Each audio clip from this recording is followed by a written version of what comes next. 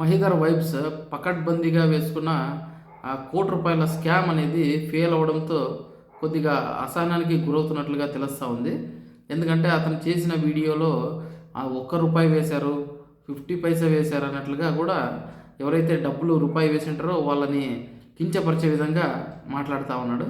అంటే ₹1 వేసిండే వల్ల డబ్బులకి వాల్యూ లేదనే విధంగా వాళ్ళను చీప్గా చూసేలాగా మాట్లాడుతూ ఉన్నాడు. అంటే 1,00,000 మంది వేస్తారని అనుకున్నాను, నేను అనుకున్న వాళ్ళు సపోర్ట్ నాకు చేయలేదు. అంటే 10 లక్షల సబ్స్క్రైబర్స్ ఉన్నారు కదా, ఒక 1,00,000 అన్న వేస్తే ఒక ఒక 50 రూపీస్ వేసినా కూడా ఎక్కడికి వెళ్ళిపోతుంది, 50 lakh అయిపోతుంది.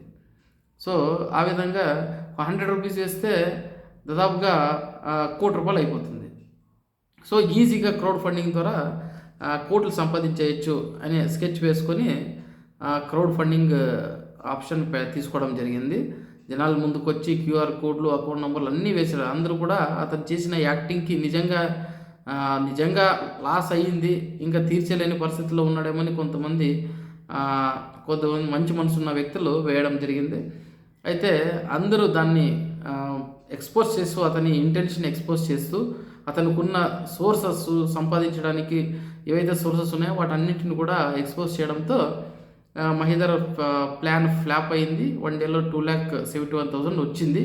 అయినా కూడా అతను 1 డేలో దాదాపు ₹1,00,00,000 వస్తుందని నేను అనుకున్నాడేమో. సో డిసప్పాయింట్ అయ్యి దాన్ని వీడియోని డిలీట్ చేయడం జరిగింది. మళ్ళీ వచ్చి ఎవరైతే డబ్బులు వేసారో వాళ్ళపైనే తిరగబడడం జరిగింది, సపోర్ట్ చేయడం లేదు అలా ఇలా అని. దాదాపుగా 4-5 ఛానల్స్ పెట్టుకొని మంత్లీ 4 to 5 lakhs సంపాదిస్తూ ఒక భిక్షగాడిలాగా అడుక్కోవడానికి జనాల్ని గొర్రెలు చేస్తున్నాడు. అంటే ఈ మనిషి ఎంత ఈజీ ఎర్నింగ్కి అలవాటు పడ్డాడో నిజంగా అర్థం అవడం లేదు. ఎందుకంటే ఇది ఫస్ట్ టైం కాదంట. ఆల్రెడీ 2020లో ఒకసారి, 2022లో ఒకసారి, 2023లో ఒకసారి, మళ్ళీ ఇప్పుడు ఇలా ఆల్రెడీ 4 times క్రౌడ్ ఫండింగ్కు రిక్వెస్ట్ చేసి డబ్బులు సంపాదించడం జరిగింది. ఇలా పేదవాడని చెప్పుకునే ఈ పర్సన్ XUV 700 మహీంద్రా కార్ ఉంది, అతనికి ఏవేవి లగ్జరీస్ కావాలో అన్నీ ఉన్నాయి. అయితే ఇతనికి డబ్బులు వేసిన వాళ్ళలో ఎలాంటి పర్సన్స్ ఉన్నారంటే 10,000, 15,000 మంత్లీ సంపాదించుకునే వాళ్ళు ఇతనికి డబ్బులు వేసిండేది. వాళ్ళకున్నంత ధైర్యం, వాళ్ళకున్నంత సెల్ఫ్ రెస్పెక్ట్ కూడా ఈ ఎవరైతే యూట్యూబర్స్ ఉన్నారో డబ్బులు బెగ్ చేసే యూట్యూబర్స్, దాన్ని డిజిటల్ బెగ్గింగ్ అంటారు. ఈ మహిళర్ లాంటి బెగ్గర్స్కి నిజంగా అంటే వాళ్ళకున్నంత సెల్ఫ్ రెస్పెక్ట్ కూడా లేదు, వాళ్ళకున్నంత ధైర్యం కూడా లేదు. అయితే నాకు అనిపిస్తుంది ఏమంటే, ఒక్క వీడియో పెడితే కోట్లలో వచ్చి పడిపోతాయి, ఎందుకు కష్టపడాలి జీవితంలో అనే విధంగా వీళ్ళ ఇంటెన్షన్ ఉంది. ఇది నిజంగా ఇదే మహీధర్ ఎన్ని ఆన్లైన్ బెట్టింగ్స్ని ప్రమోట్ చేయడం జరిగింది, ఎన్ని ఆన్లైన్ గేమ్స్ని ప్రమోట్ చేయడం జరిగింది. ఇతని వల్ల ఎంతమంది కష్టాలు పడ్డారు, ఎంతమంది ఇతను ప్రమోట్ చేసిన యాప్ల వల్ల కష్టాలు పడ్డారో నిజంగా తెలియదు. అంతమంది ఇతని వీడియోస్ని చూసి ఎంతోమంది ఆ యాప్లకు అడిక్ట్ అయ్యి డబ్బులు పోగొట్టుకున్న వాళ్ళు కూడా చాలామంది ఉంటారు. ఎప్పుడైతే గవర్నమెంట్ ఈ ఇల్లీగల్ యాప్స్ని బ్యాన్ చేయడం జరిగిందో మనోడికి కష్టం వచ్చింది.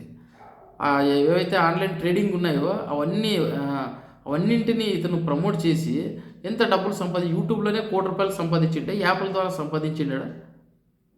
సో ఇతని వ్యవహార శైలి పూర్తిగా డిఫరెంట్గా ఉంది.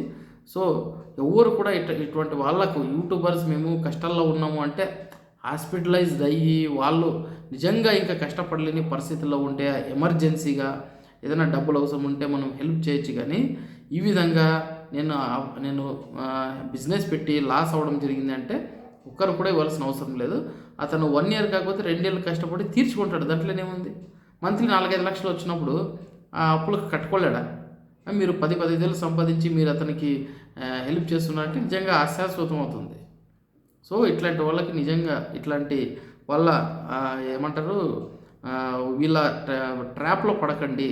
ఇట్లాంటి ఆన్లైన్ బెగ్గింగ్, క్రౌడ్ ఫండింగ్ చేసే వాళ్ళు ట్రాప్లో పడకండి. మీ డబ్బులు మీ దగ్గర సేఫ్గా పెట్టుకోండి అని కూడా చెప్తాం.